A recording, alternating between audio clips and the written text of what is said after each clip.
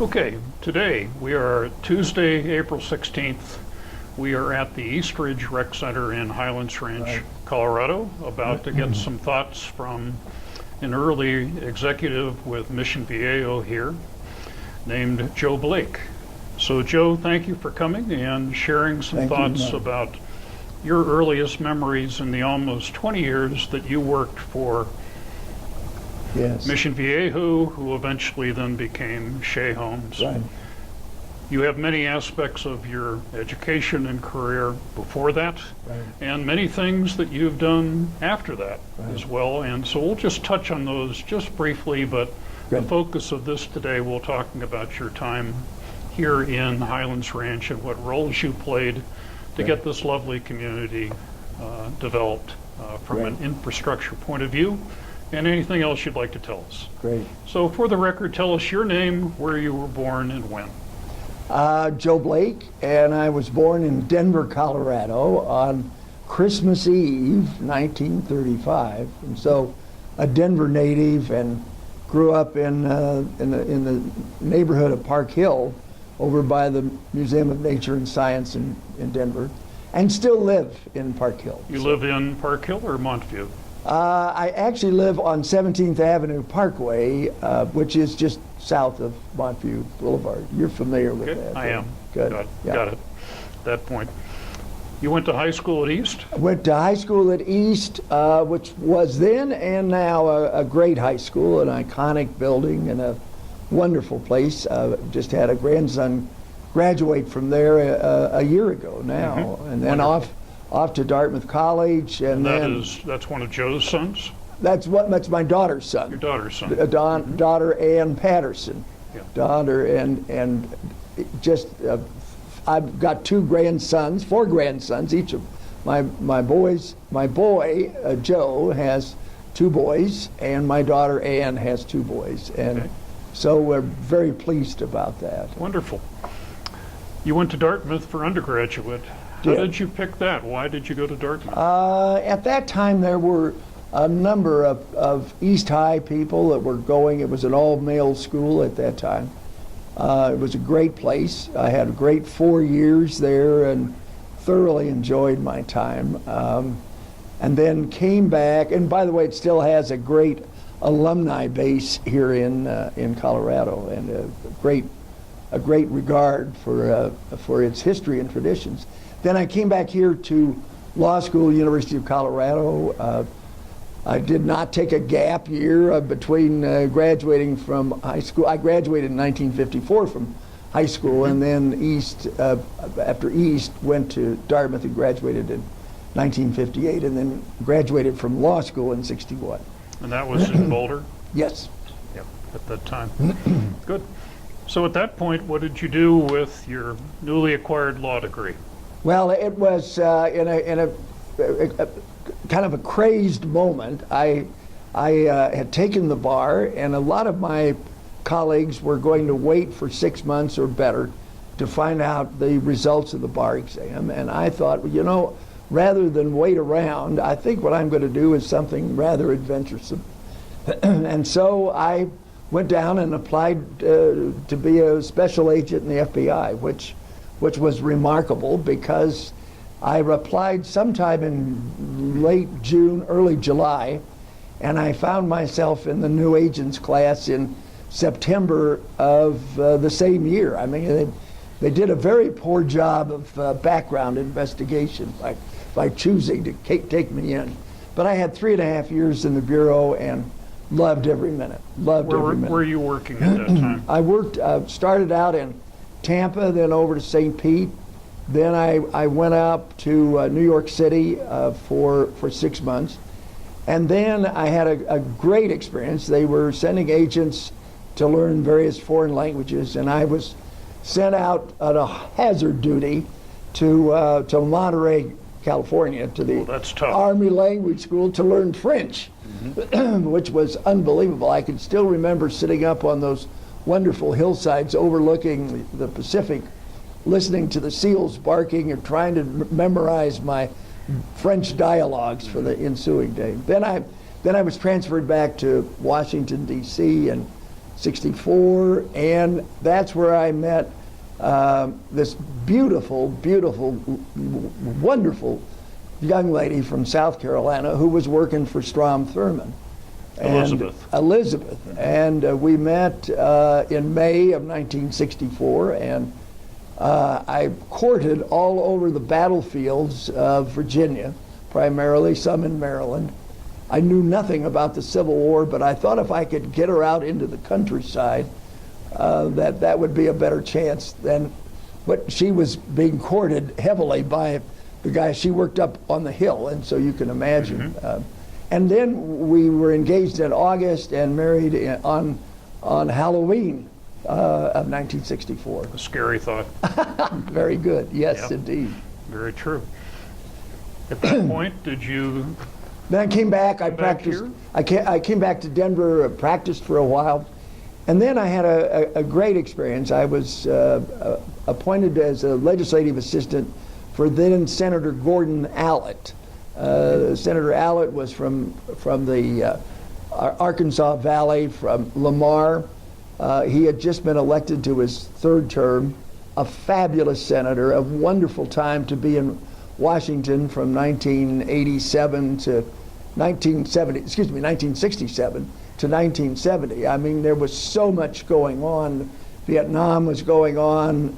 You were alive every single day. It was the most remarkable and fun thing. Both of our children, Anne was born in 1967 at the Columbia Hospital for Women, and son Joe was born in 1968, 15 months apart at the same hospital. Then in 1970, I moved back here and went with the U.S. Department of Housing and Urban Development. It had just opened its office.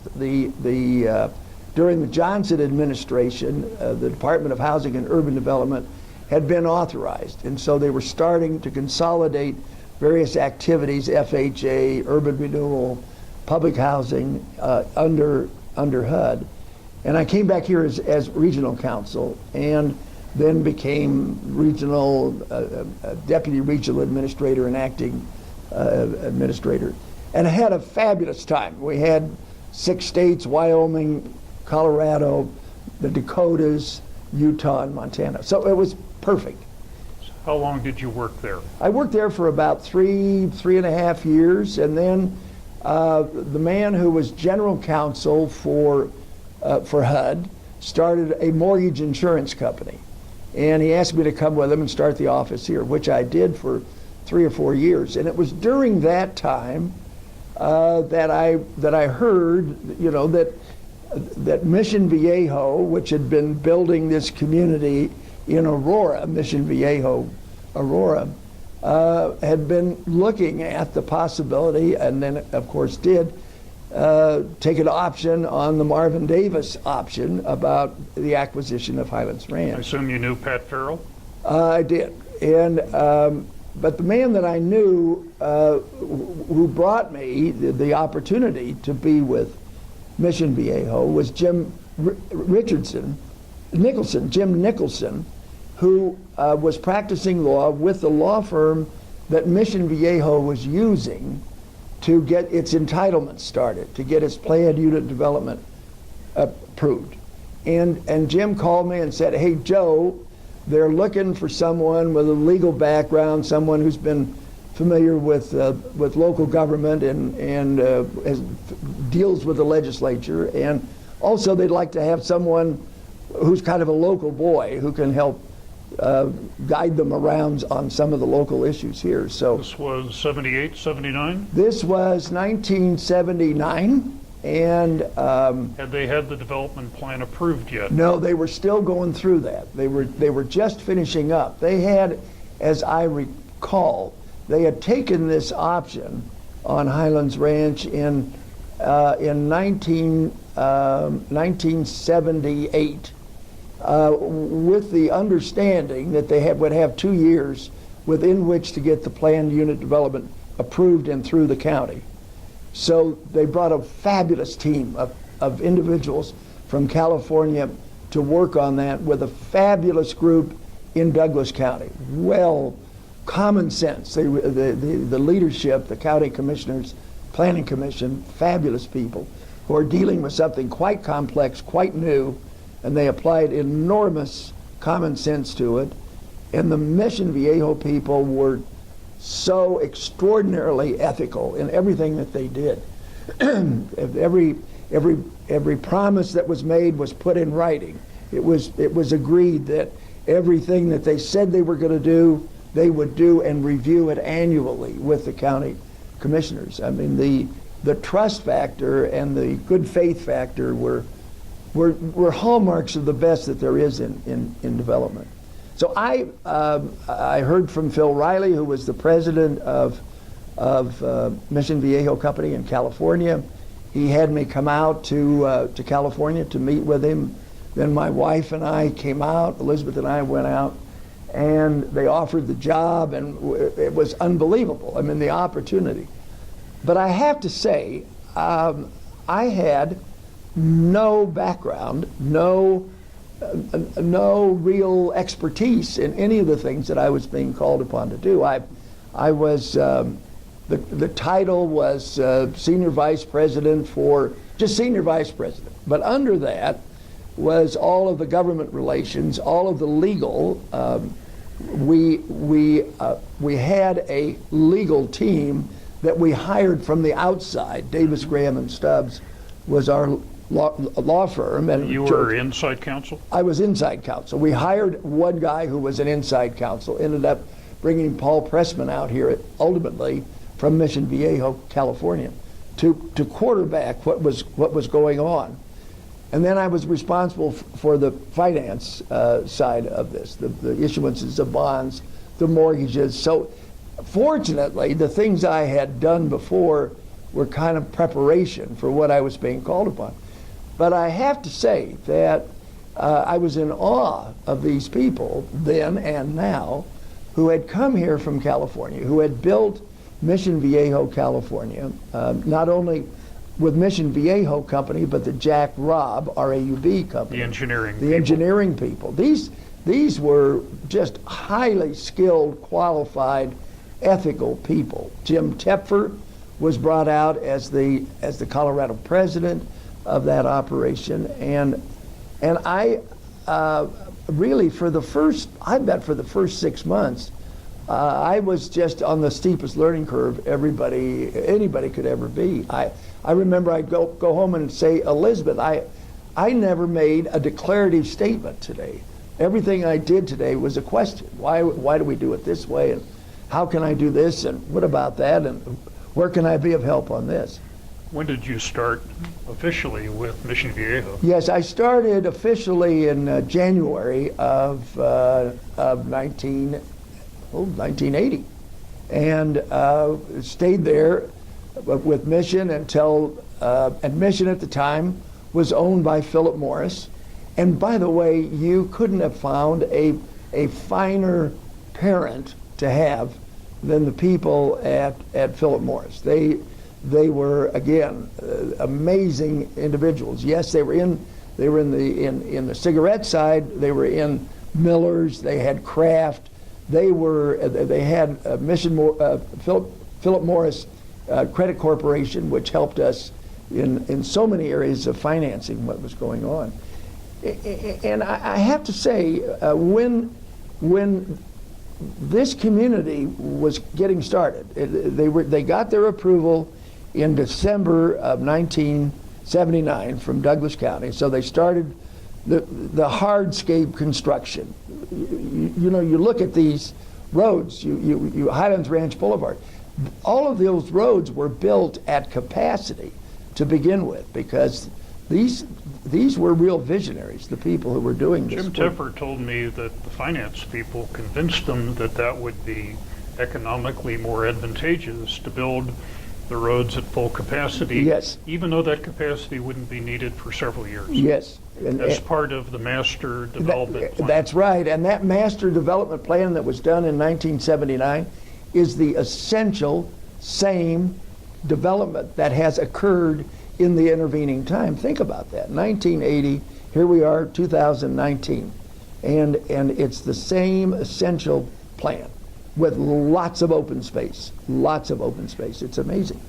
But I was going to mention that when we opened for sale. The first homes opened, as I remember, in 1981. Summer of 81. Summer of 81. In December of 1980, think about this. The prime rate topped out at 21.5%. 21.5%. It's not been anywhere near that since that time. But it was slowly coming down when we began opening the Groves and other, the first three housing projects here.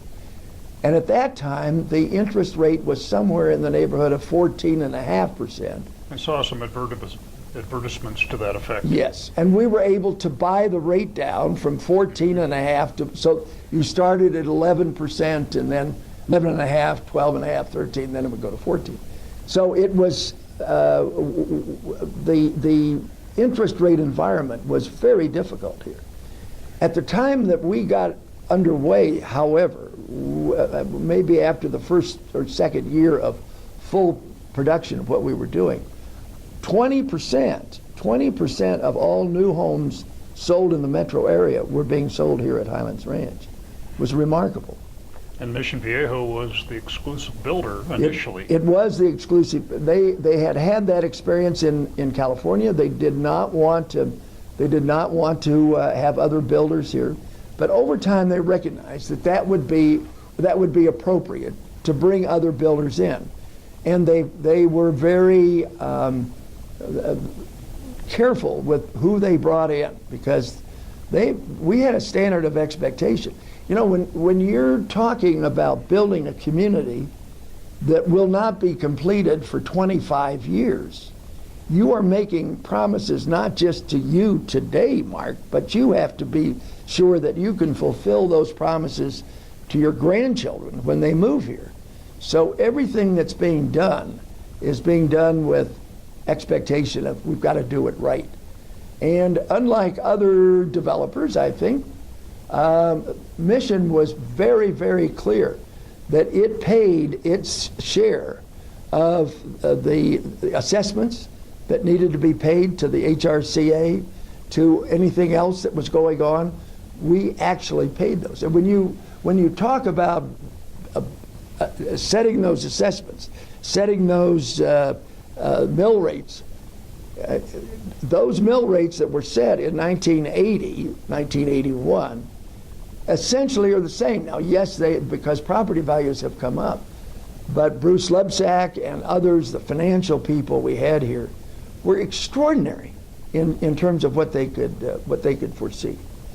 So you had the community association, and we You joined the board in 1981 and served for 10 years. I did serve for 10 years, and I remember meeting with the first homeowners and saying, "Hey, we are going to be on board here. We're going to just so you know, because we pay the majority of the association assessments.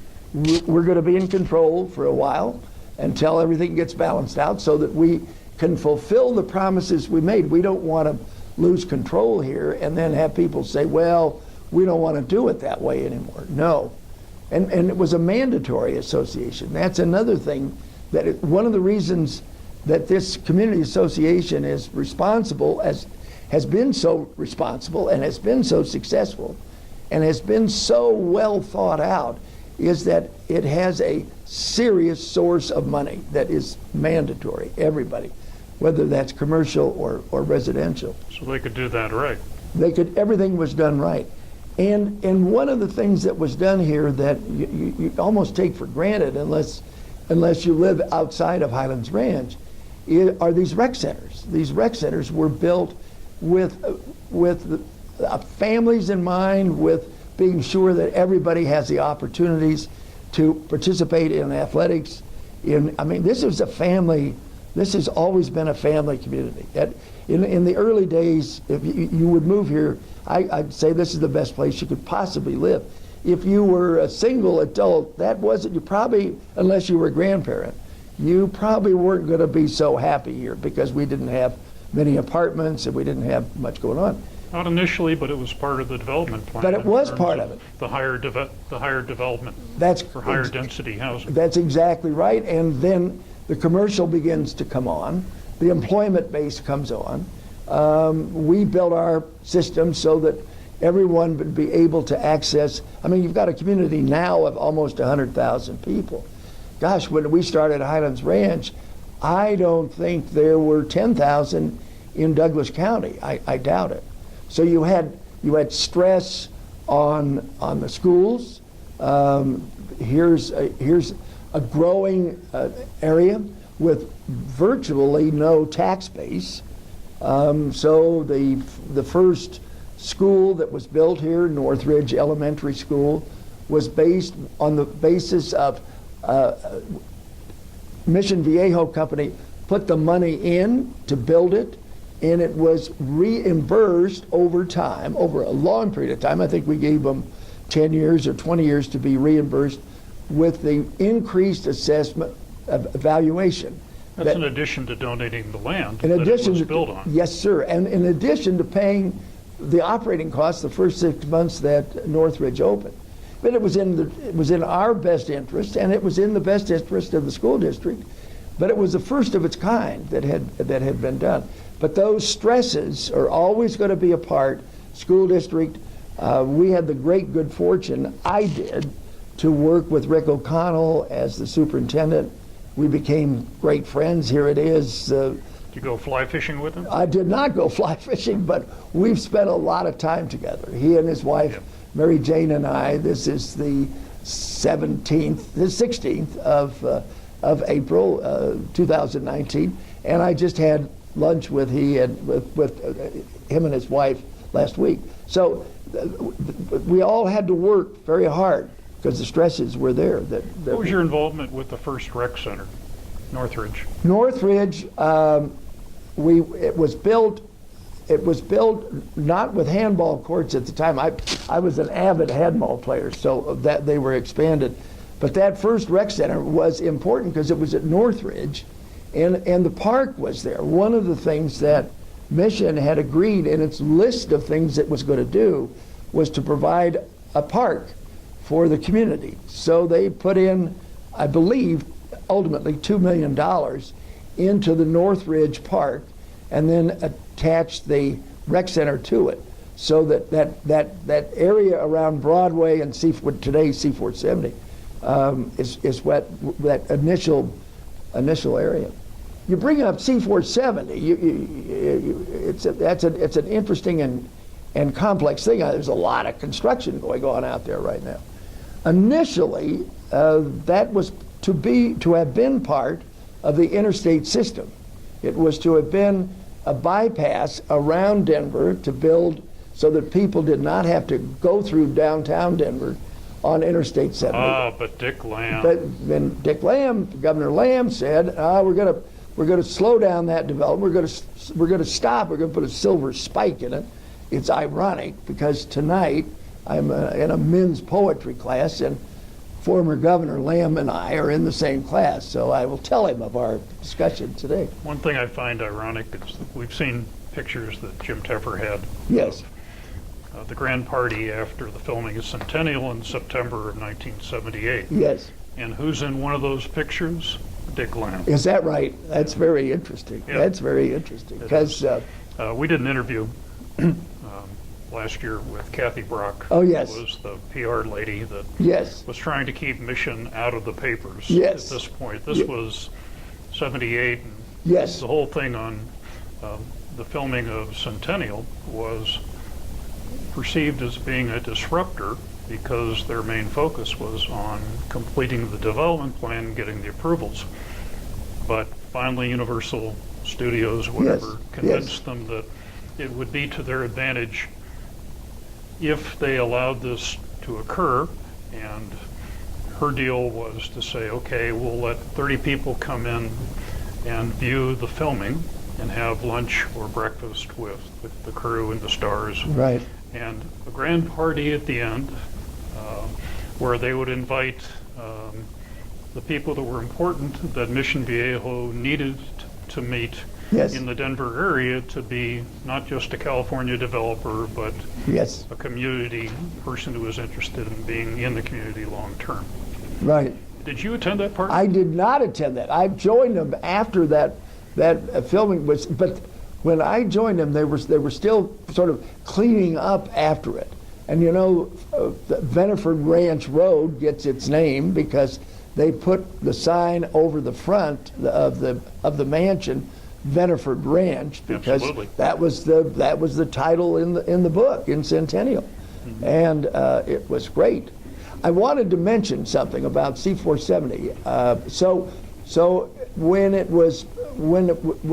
Governor Lamb approved it, it was going to be a parkway, and it was going to have a bike path along the side of it.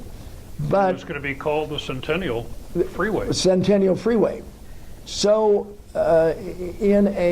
when you have an interstate go through, the federal government pays 90%, the state 10%. But in this situation, it's now 85-15. So one of the early things we did, we built a delegation, including Littleton, including others further west, the elected officials, and would annually go back to meet with our Washington representatives to say, we need to have C470 funded. That was a big deal, was to get that finally completed. They actually, after a while, they needed to start taking money away from the planned expansion of Santa Fe in order to build this with the priority that it was built. Weren't there some discussions with Littleton, shall we say, with different points of view about the configuration of the Broadway interchange? There was Littleton appropriately, and I've had lots and lots and lots of friends in Littleton, and knew the mayor, knew the city councilman, knew the city manager appropriately. They're concerned about this development that's going to take place on a ranch that's 22,000 acres, and going to I remember seeing pictures of kind of a noose at the gate at Broadway and what is now C470, well, Broadway and County Line. So there was a lot of tension, and appropriately so. You're going to be building a lot of traffic on Broadway because people are going to be coming out that way. But we worked together on a lot of different things. Did you have personal involvement in that? I've, Don't be modest here. well, I did, because we needed to work things out. We needed to make them work. And I'm told that that's your skill in getting groups that might have conflicting points of view, well, in finding a middle ground. Thank you. I thank you. I enjoy doing that. It's something that when you can see the benefits for everybody, and you can get everybody to say, okay, let's see if we can't get this done. When we were going to build Centennial Water and Sanitation District, and I chaired that also for all those years, not related to Centennial, the city. Initially that was called Mission Viejo Water and Sanitation, and eventually they changed the name. Very good. You're absolutely right. They didn't want to get the developer's name involved there. So, by the way, we set up separate metro districts. We had 5 metro districts, and we had service districts for the Water and Sanitation District, and a master district called Centennial Water and Sand. And when we at McClellan, what was old McClellan, what is Owned by Englewood. Englewood, we worked on that, getting long-term 20-year leases almost in perpetuity. You can't do it in perpetuity because of the law. But then we also, we worked, it was funny, Kiewit was building, they had a plant over where the South Platte River, where the South Platte Reservoir is today. And I remember we talked to them and said, hey, you're going to be getting out of there one day, and we would like to build a reservoir there. This is Centennial Water and Sanitation District. And construction companies are wonderful. Kiewit's a good company. This is what became the South Platte Reservoir. Yes. And we said, well, wouldn't you like to? No, we don't want to work with you. So we said, all right, I'll tell you, we don't want to do this, but we'll do it this way. We'll condemn you. And then they said, well, why don't we work together? That's a good idea. Let's work together. So that is a great story. And by the way, I think that was completed in 2007. And I was fortunate to come back out and asked to speak at that. And I pointed out, as I remember, I'm doing this from it's about 4,500 acre feet of storage in there, and it's all based on runoff. I mean, it's all surface. Yeah, it's right. I mean, it did not have a priority going into it. We had to get a lot of ditch rights in order to get that water there. It's been an enormous success, enormously expensive, because the water goes under the Platte River, goes under Broadway, goes up into McClellan, and then under C470 and into your my water treatment plant. My water treatment. The one named after you. After me. So, but I bring that up because it was at that point probably the only successful water project, storage project of its type that had been built in the previous 40 years. When you think about it, because you just don't get those things done. They're very difficult. And by the way, I loved water. The whole issue of water. We had John Hendrick here. We had a fabulous board at Centennial. Fabulous. Terry Kershiznik. I mean, these were people that were they were brilliant. Later on, Rick McClough. Yes, Rick McClough. In '86 started. Yes. And he had very nice things to say about you and your involvement. Thank you. In making these things work smoothly. Well, it was fantastic, and you learn so much. We have these 4 aquifers underneath us, and early on, this is the kind of long-range, serious investment that was made. Early on, we said, let's do aquifer storage and recovery, so we could inject back into the aquifer when they were not being used. We were using surface water, and then take it out when we were not able. So we have probably the most extensive conjunctive use water program here at Highlands Ranch. I would put up against anyone in the country. Over 3 or 4 different layers. That's correct. At different depths. That's right. Denver, Dawson, Laramie, Fox Hills, and Arapahoe. So those were the fun things. And your involvement was primarily from a legal point of view? Well, it was from a legal point of view. Together that had conflicts that needed to be resolved. Yes, and the bond issuances early on, the mortgages that were being made. My responsibility was to get forward commitments so that when we opened, we could offer, in fact, a 14.5% buy down. And because of my time in the mortgage insurance business, I knew the people in the industry, so I could go out and use those contacts. But it was funny because I'm going to say on C470 again one more time. So in California, and there was always a little within the company, Mission Viejo Company, always a little. Well, we kind of do it better in California than what's going on in Colorado, Joe. So even though Colorado is twice the size of the original Mission Viejo development. Correct. But they had done Aliso Viejo and all the other ones. Very good. In fact, they did Aliso Viejo the same time they acquired Highlands Ranch. But what they had in California on Interstate 5 were 5 signs that said next turn Mission Viejo, and they said, Joe, you get us signs. We want signs on C470 that say Highlands Ranch next 3X. So I worked with the highway department. We can't. We'll do it, Joe. We'll do it if you guys will incorporate, because we don't do it to deal with the development. We're just not going to do that. And we tried everything we could. I had the funniest thing happen. I've worked with virtually all the governors since day one. And I was at the governor's mansion when Governor Romer was governor. And I found myself sitting next to the head of RTD and the head of the highway department.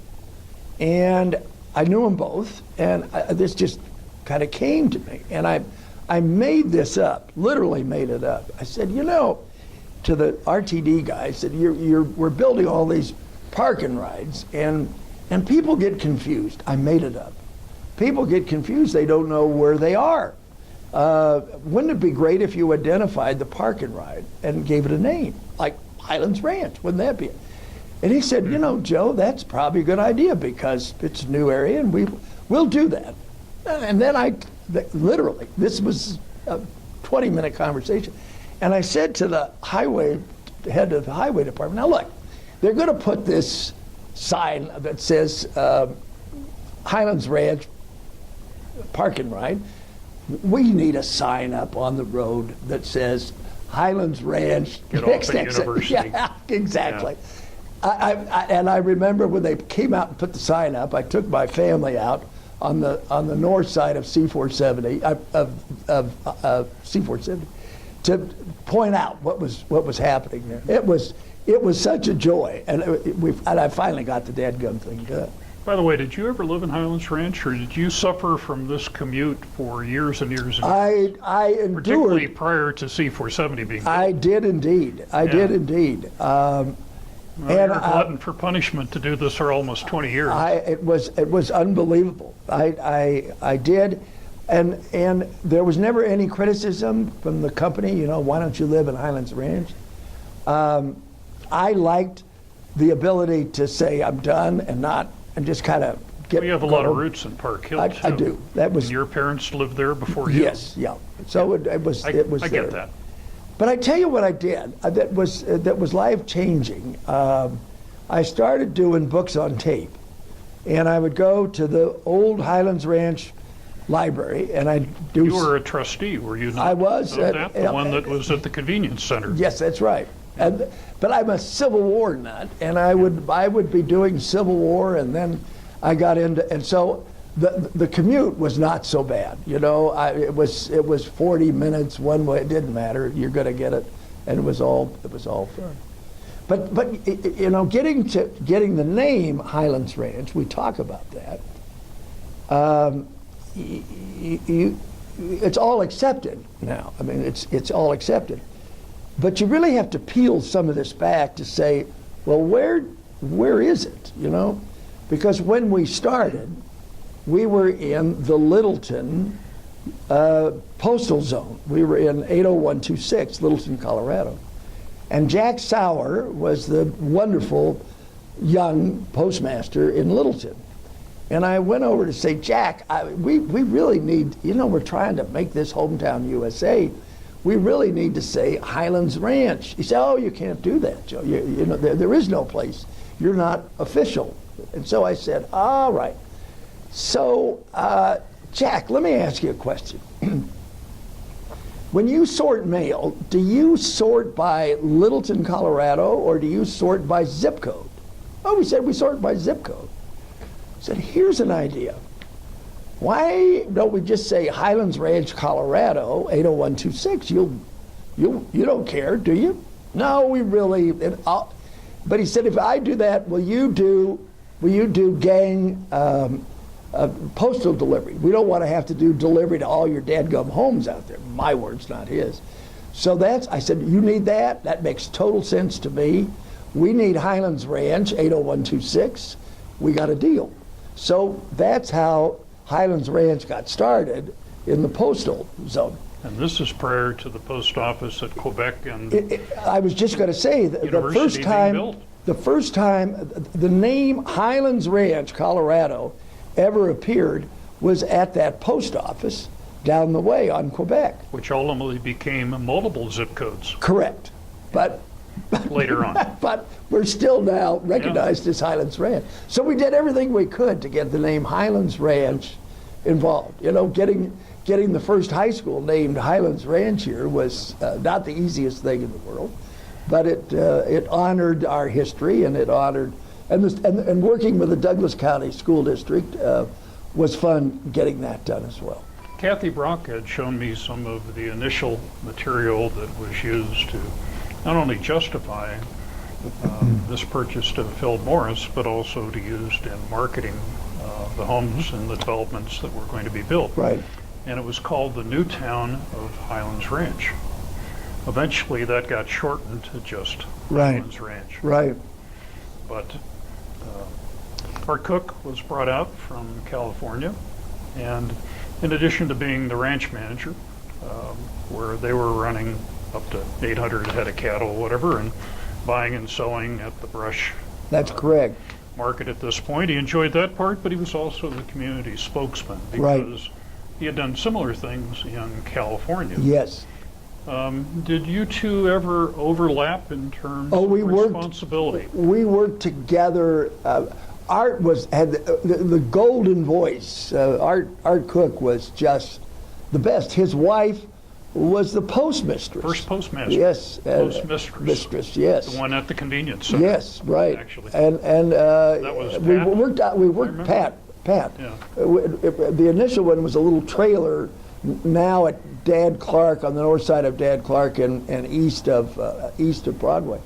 Delightful couple. He was a delight. He loved the ranching side. Yes, we had at the time the largest, that's forgotten, we had the largest cow-calf operation in Douglas County at the time.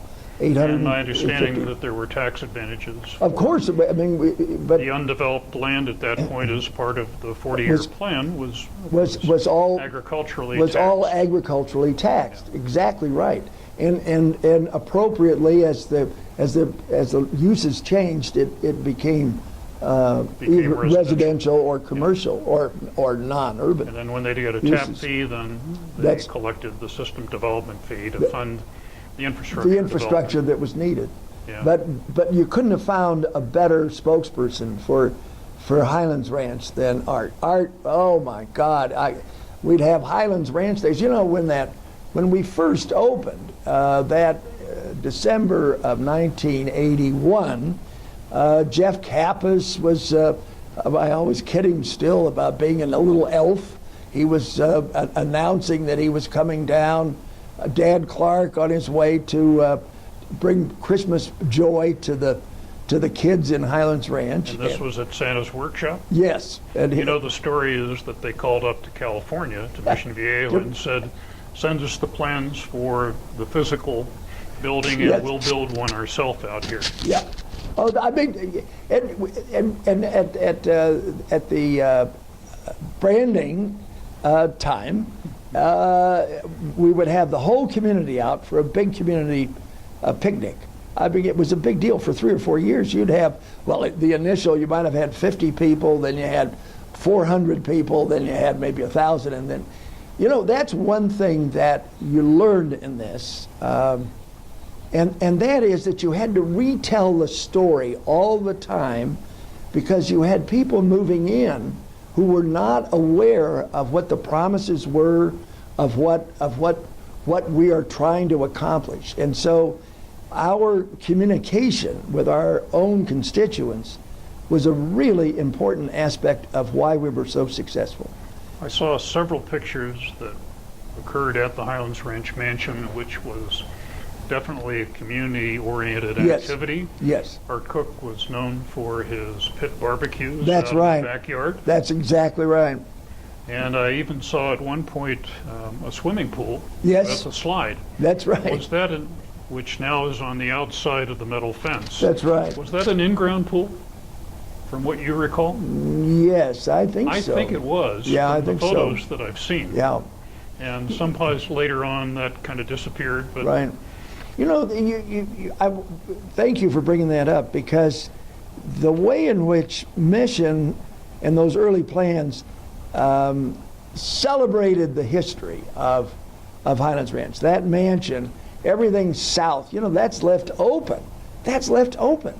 The windmill, the stone windmill, the open sense that it's some of the most beautiful area, and the most beautiful area in Highlands Ranch was part of the conservation easement. I'll tell you a story. It's about 8,500 acres. I heard this from Kathy Rock, who was at the luncheon, so it's probably accurate. So 1979 probably. So they go down to Cherokee Ranch, Tweet Kimball's place, and Tweet's kind of the big dog on the Planning Commission at that point. And Phil Riley's there, and Jim Teffer, and Kathy, and whoever else. And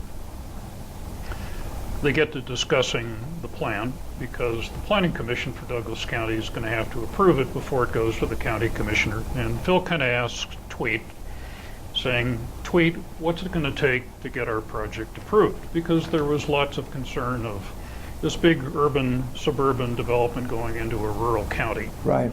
Well, so Tweet says, when I look north from up in my castle, I never want to see another house that's built. Yeah.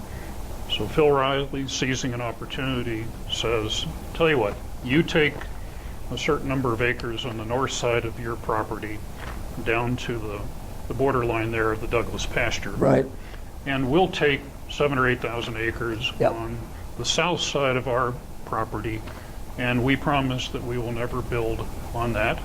And there's a ridge up there, and when eventually we build homes, you will never see them, because they'll be on the other side, on the north side of the ridge, and you'll never see them. And Tweet said, sounds acceptable, deal. Now, how truthful that is, there's probably more to it than that. Katie Bowen was on the Planning Commission as well. I would not doubt it. But she was there. Yes, oh no. And I assume it's credible. And Elizabeth and I were great friends of Tweet. Oh my gracious. Elizabeth being from South Carolina and Tweet being from Tennessee. Sure. They bonded. Chattanooga, they bonded. But that's how these guys operated. And then that was all put together in a very specific series of promises written down.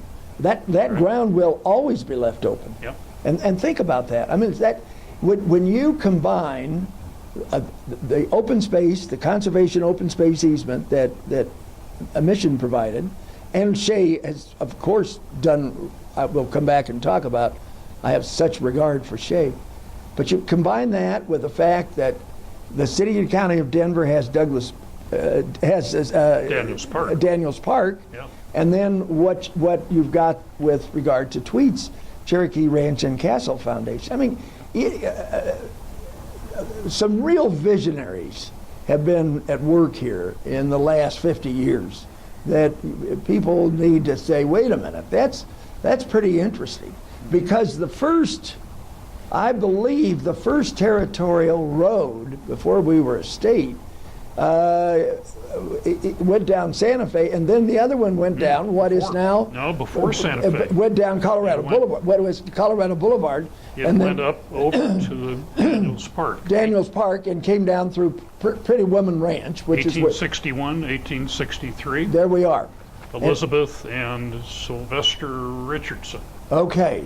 Well, the Pretty Woman Ranch, if you know where to look, there's this old stagecoach there. And those two log cabins are still there. Still there. Eventually, the railroads pushed through on Santa Fe, and then the territorial road moved over to Santa Fe. Right. And down through Sedalia and all those towns that are long forgotten. Down the way. That's exactly right. It's remarkable, again, how that worked.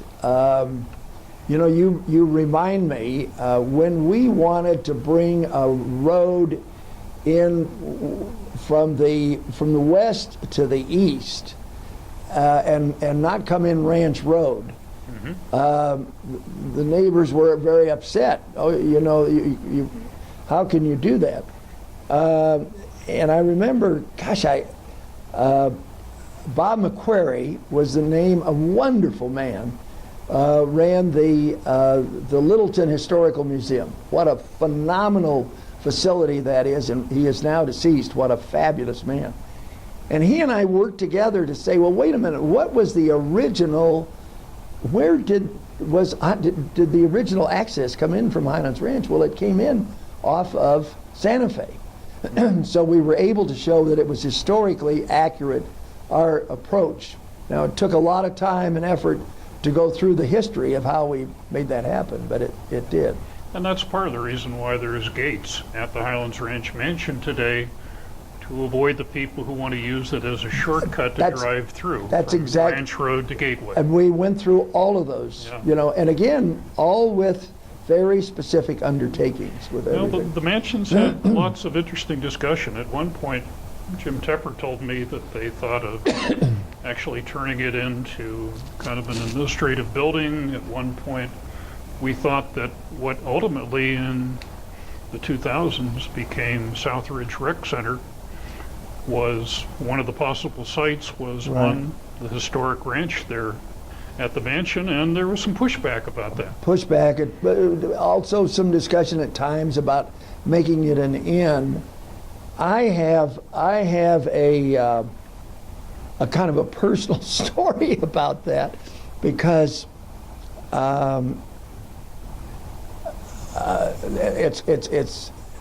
it was deeply touching, now funny, but touching. So there was the first freestanding hospice here was being discussed, and the man who was running it was Father Paul von Lobkowitz, who was a charismatic guy, a really wonderful guy, who had befriended a couple that I knew, and his wife was my wife's dearest friend. And Father Paul got it in his mind that he wanted to have the Highlands Ranch Mansion for a hospice. And he called Art Cook, and Art said, hey, you know, we're not going to deal with that. Well, Father Paul was a very, he was a persistent fellow. So I said, not to worry, Art, not to worry. I'll take care of this boy. I'll meet with the guy. I don't know him. I know Tanny and her mother, and we'll meet, and I'll get that done. So I meet with him and said, Paul, you're not going to get that. That's just not going to happen. But what can I do to help? Well, I end up becoming the president of the dadgum hospice and helping him find Another location. Yeah. That's good. Yeah, so that was the Hospice of St. John. Yep. Now it's no longer in existence, but that's how that got to be out in Lakewood. Most interesting.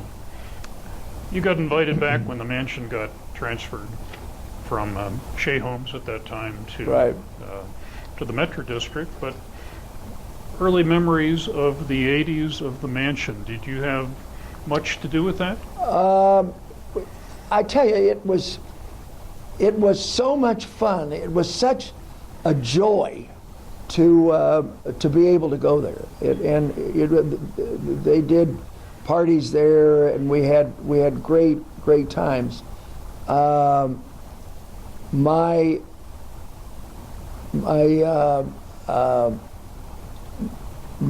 parents, we had their 60th anniversary out there, and came from Park Hill in a London bus.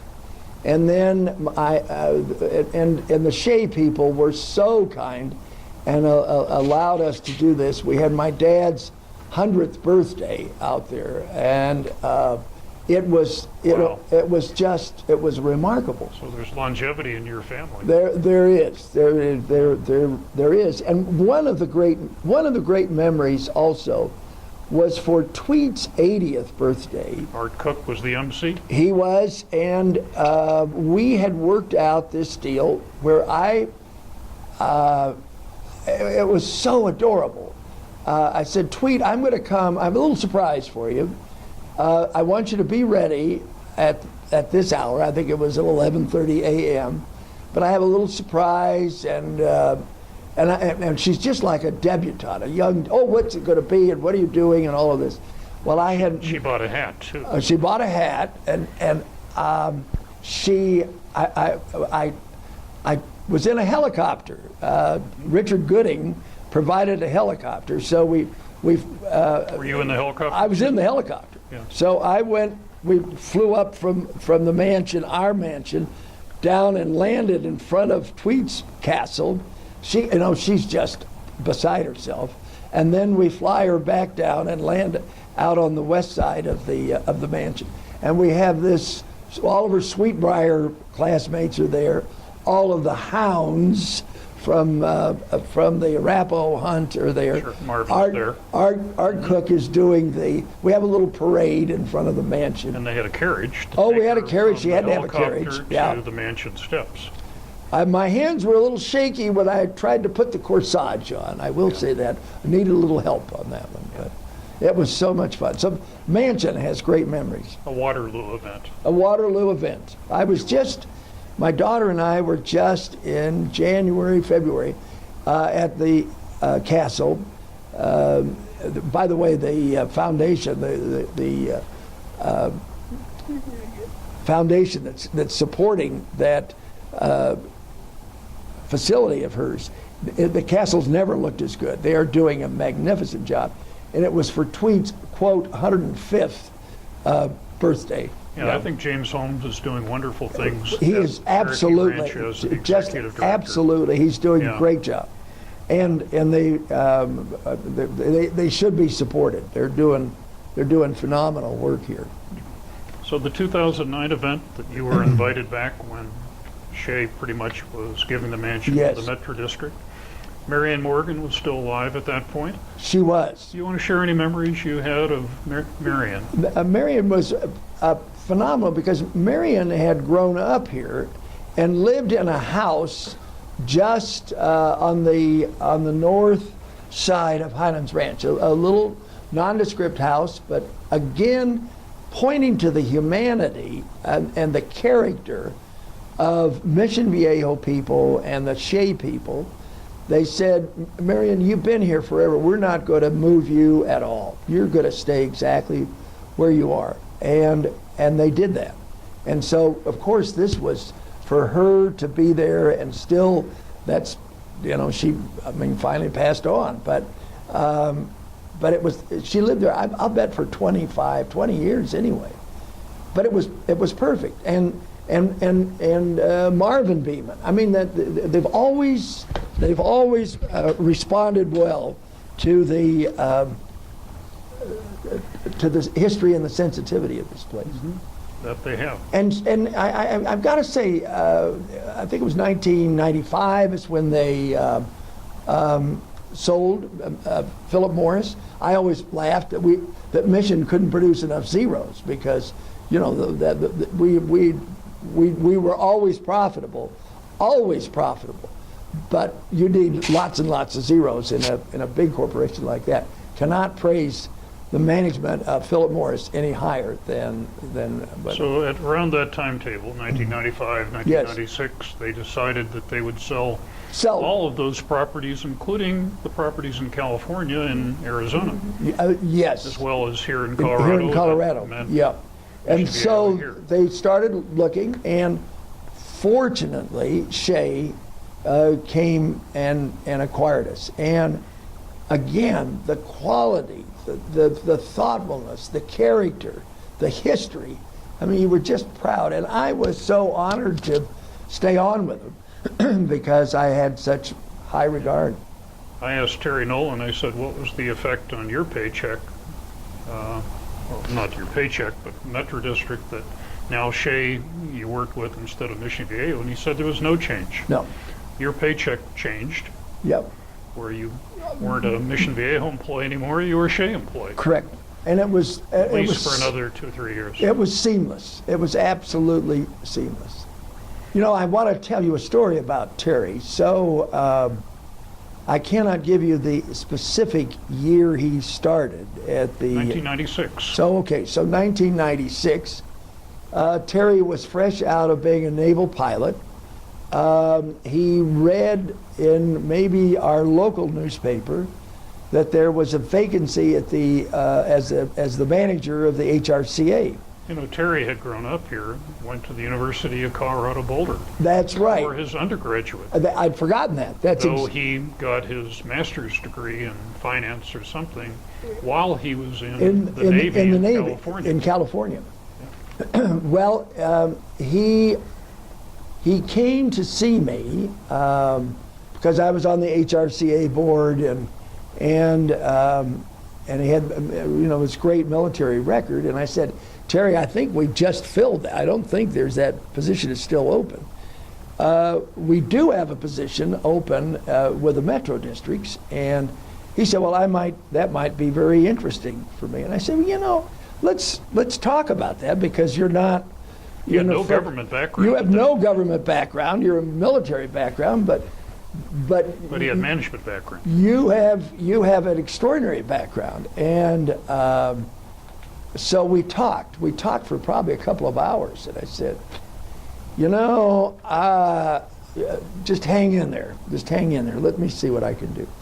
So we had 4 other members of the board. Well, we had more than that who were going to make the decision. I believe the majority were non-mission people. They were resident board members of the metro districts. And I went to each of them and I said, now look, I want you to do me a favor. I've got a guy with military background, non-traditional. Oh, Joe, that would never work. No, I said, no, but that will. I said, no, just do me a favor. I just want you to interview him. I want you to talk to him, and leave all your preconceptions aside, and just see what you see, and I think you'll have a better understanding of the character of this guy. And they did, and that's what happened. And he's been remarkable. He would write did he write a report every Friday to the board? I mean, his communication skills, and he was always optimistic. He would end that. Well, that's his phrase. Yeah. Is about optimistic. He told a story that at one point the Douglas County government came through with a requirement, unfunded, that for commercial properties that sidewalks needed to be shoveled if it was 3 inches of snow or more a year. And he was grumbling about that because it was a requirement, there was no funding for it, but he said that he talked to you and that you said, Terry, you're missing an opportunity here. No other community does this. You can use this as a marketing advantage. Yeah. You'll find the funds to do this, and it'll be a competitive advantage. And that's what you told him. True story? Yeah, that's true. Yeah. Yeah. Devious. I'm a devious man. Okay, Joe, among other things, when the infrastructure was being developed in the early 80s for this new community, transportation always comes up as an issue. Is the transportation highways that are being built can be satisfactory to support the different zoning portions as part of the plan, and also the whole issue of public transportation. Did you have any involvement in helping shape what became in the transportation plan? Thank you for asking that. In the initial plan unit development guide, there were a couple of elements that Mission, in planning this, wanted to be sure that internally, because people were going to live and work here, that they would not be a burden in terms of going outside the community if they were going to be able to work. So they wanted to build on the highway side, on the road side at maximum, and we've talked about that. They also had an idea of doing an internal transit system where they would have buses moving from place to place to try to reduce traffic. But it was funny because Highlands Ranch was not part of the regional transportation district. It had been originally, but they had taken the property owners and everybody else, and particularly portions of Parker and Castle Rock, had taken themselves out of RTD. And I had two great friends who were in the General Assembly. One of them is now deceased, who had been in the FBI, was in law school with me, and a great leader in the General Assembly, and a lady who had worked with me when I was Denver County Republican chairman, and then in her own right served in the legislature and in Denver City Council. But at this time she's in the legislature, and Elizabeth and I we knew them both socially. They were not married, but we drove them up to, one evening, we drove them up to Daniels Park. It was a beautiful evening, and they're having such a great time, and they, in one of those little innocent moments, they say, "Now, Joe, is there anything is there anything you need? What could you want, Joe? Is there anything you want?" I say, there is something. I want to get Highlands Ranch in the regional transportation district. Oh, they said, well, let's see what we can do. They've taken them out. There's a little bit of antagonism around others who've been paying in this fee, this sales tax. But is that 0.5% or whatever? It was maybe that's exactly right. Yeah. So we dreamt up this whole thing, and we got Highlands Ranch by meets and bounds annexed back into the RTD. And one of my great photographs somewhere in the house, we all have photographs we wish we could find, was the first bus that came in there at the town center with the zero, which was the Broadway. number, the Broadway. And thank you, that's exactly right. And ironically, so that relieved Mission of a lot of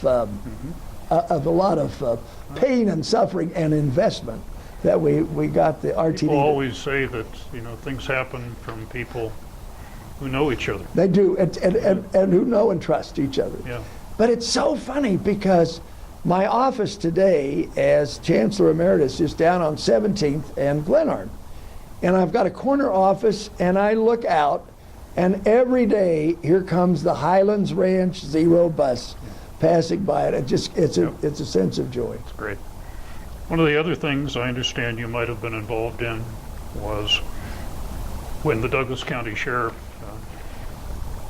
was concerned that having a firing range to train his deputies over by the Douglas County Fairgrounds was not optimum. And so I understand there was a request that Steve Zotos, the sheriff, asked the Mission Viejo people, whether it was Jim Teffer or others like you, to say, would there be a possibility of having a range somewhere else out in the Highlands Ranch area? Tell me about your involvement, if you had any. Well, I did, and typical of Jim Tepfer, he generous and thoughtful and responsive to that. When Mission came here, they didn't want to be an imposition on the sheriff, and they bought a vehicle for them and a car for them. But out of that idea was created the Highlands Ranch Law Enforcement Training Facility. And it was a 501c3, and the sheriff of Douglas County, Steve Zotos, and the sheriff of Arapahoe County, and myself served as the board of governors, board of directors for that. And it became more and more and more useful, essential, not just initially it was a firing range, yes, that's right, but I remember they also used it for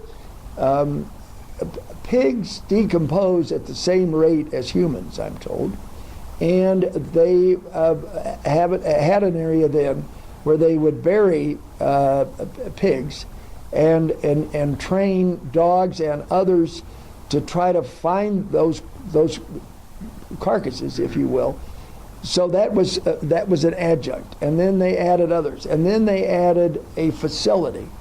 And my old boss in the FBI had come out in the meantime to head up the Colorado Sheriff's Association, Jim O'Neill, and he helped us get a design for this thing, and we raised money to make it happen. Today, it's one of the finest training facilities around, used People by come from all over the world. all over the world. This now. The Bureau, the FBI uses it when they're here if they need it. It's a remarkable thing, and I always laughed at Steve Zotis, who's a great man and a great friend, that whenever we sort of needed to have plumbing done or we needed to have a little carpentry work done, that the arrest records, the arrest results in that area would find that we'd get more prisoners all of a sudden in plumbing and more prisoners out of the construction trades, so that we could get things done at an interesting That's rate. good. Yeah, that was dedicated in 1987, Yeah. I believe, Yeah. at that point. And you're right, it's expanded a lot. Yes. Well, your role expanded a lot too. After 1999, you decided to leave Shea, who had bought Mission Viejo. What Yes. prompted your decision? You know, it's another one of those with, when I mentioned Jim Nicholson having me come here, or giving me the introduction here. A very, very, very dear friend, Doug Jones, who's still a dear, dear, dear friend, and he He's with a realty company? yes, and you know, we all have angels in our lives. He's one of my angels, and I'll come back and tell more about that. But he was coming in as the president, as the chairman of the Denver Metro Chamber of Commerce. I'd been on the board. The man who was the then president had decided he was going to leave, so there was a vacancy, and Doug and others said, "Joe, you really need to take this on." And I initially two times said no, and then I remember Elizabeth, my wife, saying, "Tell me again, what are they talking to you about?" And she said, "I can't imagine. It's like hometown boy comes home. You really need to do that." So Bert Selva was the president here of Shea. Mm-hmm. I cannot say enough good things about that young man. He is remarkable, and oh my gracious, the way he operated and the team he put together. Cheddar Latcham. I mean, you're dealing with the finest people in the business. But I sat down and he said, "Joe, you know, we have kind of an agreement with you that you'll stay with us." And I said, "Well, I'd really, Bert, if we can." We met on a Sunday. But you'd been here 20 years. Yeah, but I'd just been with him since. Shea only 2 or 3. Yeah, 4. I think I had a 5-year contract. And he said, "Well, look, I'll let you do it. Go with my blessing, because it's going to be fun for you." So I went down to the Denver Metro Chamber and was there for 10 years. Had the time of my life. We had the best people. We could do anything, and the people who worked there, it was phenomenal. None of us worked there. We all had a great time. I had two rules: respect. Respect. You got to respect our members, and you got to respect yourself. You got to respect everybody we work with, and attitude. You can't live in this time and in this place and not have the best attitude. Those are the only 2 rules. Those are the only 2. You can do anything else you want. You'll never get in trouble. Just initiate anything you want to do. And we had more fun. Best board of directors at 55, and we got more accomplished. I mean, it was 55 on your board? Yes. Oh, it's a big board. It was a big board. It was a big board. But I made it clear that at all of our board meetings were open to staff. There are no secrets. I want to be sure that staff know you, member of the board, and there are no limits on who can talk to who.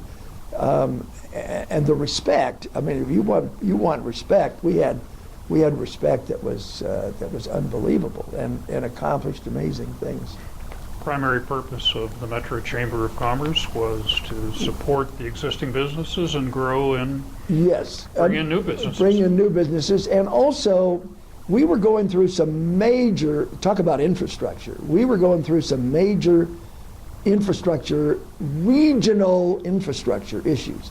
I-70, I-25. Denver, all of it. Denver International Airport, Yeah. led by the Denver Metro Chamber. You had the first successful fast tracks that became fast tracks that required a vote. You had the transbonding that opened I-25, that because it was a multi-year obligation under Tabor, had to be voted upon and approved, done contemporaneously with everybody. We had baseball that came about. I think we had about $10 billion. We had Fitzsimmons that was being transformed into what is now one of the finest, the Anschutz campus, of course, doing magnificent work with CU and other entities. I mean, we had about $10 billion of publicly approved investments in about 10 years.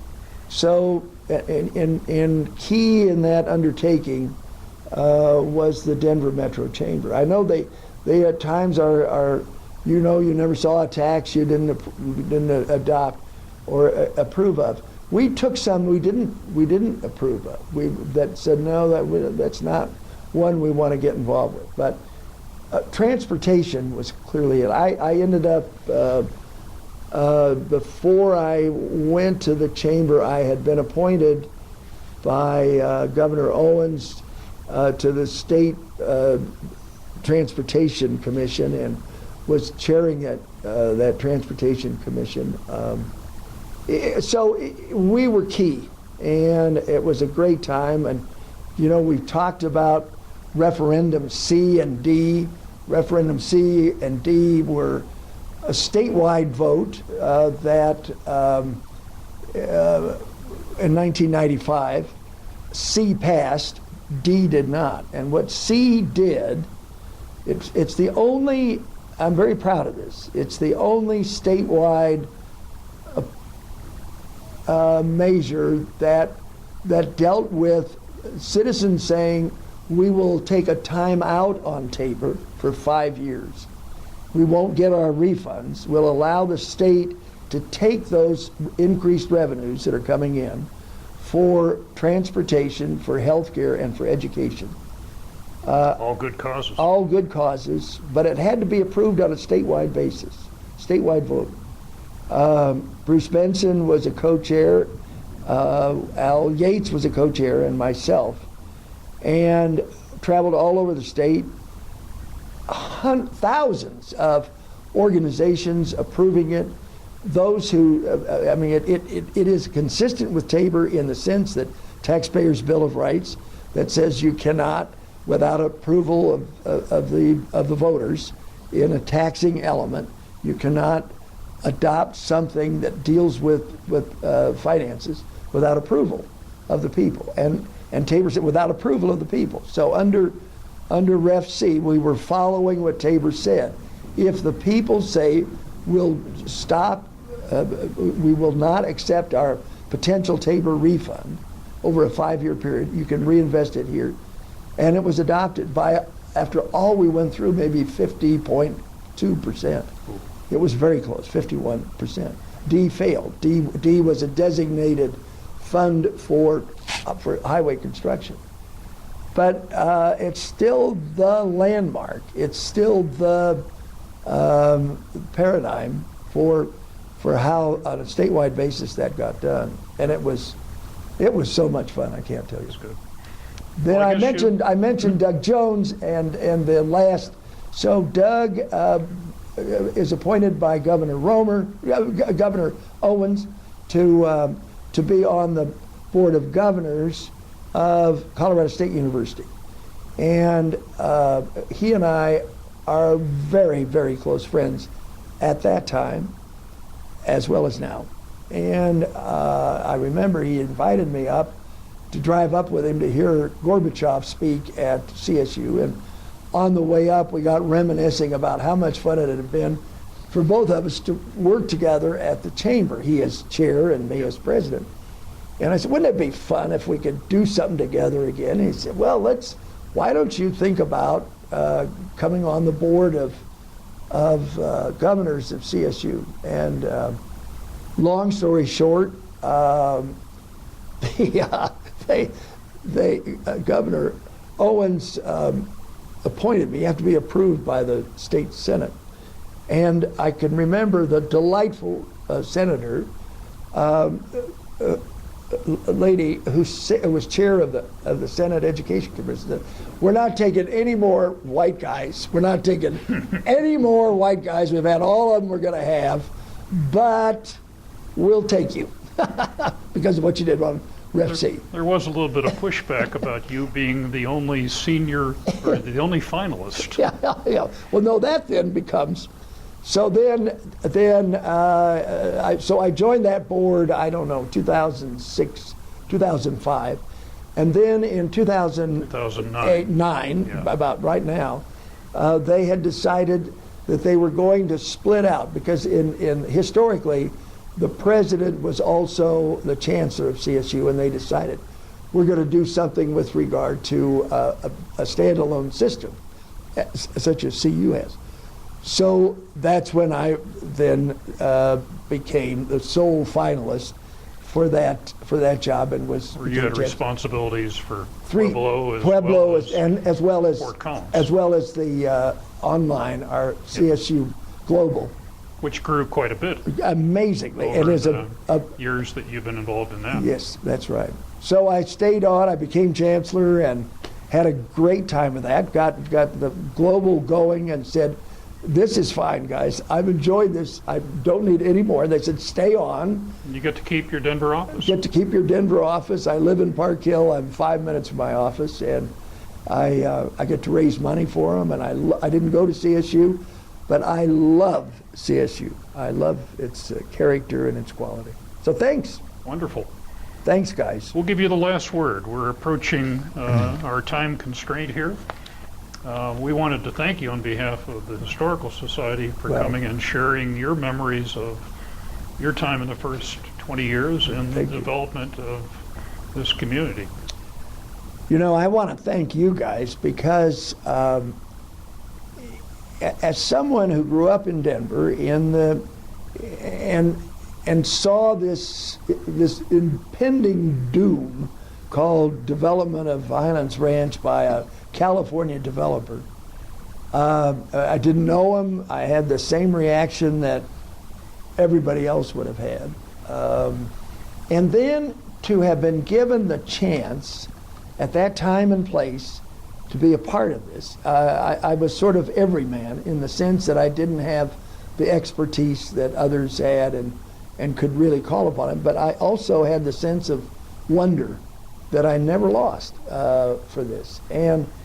And for you all to take the time to really build the legend that it was, because you can't reach back and smell it, and you can't reach back and see the fact that County Line Road was not paved. It was a series of bumps, and that to see that the landfill caught on fire, but to know the characters, to know the Tweed Kimballs, to know the Doc Duncans and the Bill Duncans, to know these people and to see them in those innocent days of vision and resolve was really remarkable. I had a friend I made here. I don't know if you ever knew Clyde Jones. He's Did not. Deceased. He and I became great friends.